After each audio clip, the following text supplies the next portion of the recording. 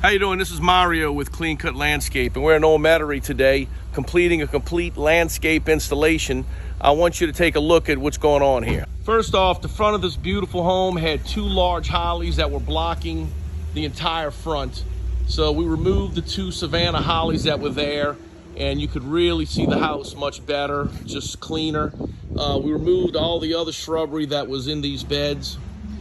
And as you can see right here, we incorporated some boxwood globes at the corners.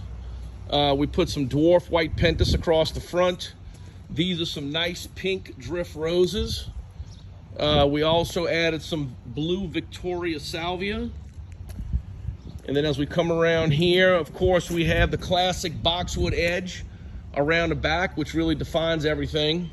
As we make our way to the front, we've got some more boxwoods. We have an Oakland holly that'll stay kind of small and not cover up the entire front. Those are pink shishi camellias right across the front. And then these are purple diamond loropetalums, which will look good with that stucco color. And that's a medium grower. Let that get about 2 feet tall. It'll make a nice backdrop. As we make our way across the front, you're gonna see we also incorporated some beautiful antique bronze LED lights. This thing should look really good at night.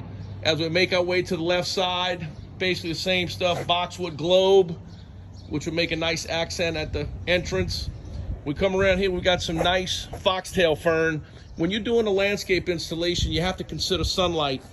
In this particular area, there's a lot of shade on this side, so we used plants that would tolerate more shade. We also used some dwarf Pringle Japanese yews, very nice leaf texture.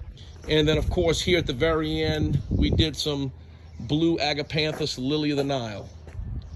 If you need your landscaping redone, ready for a fresh new look, give the professionals a call at Clean Cut Landscape at 415-1438, or you can visit us at cclanddesign.com.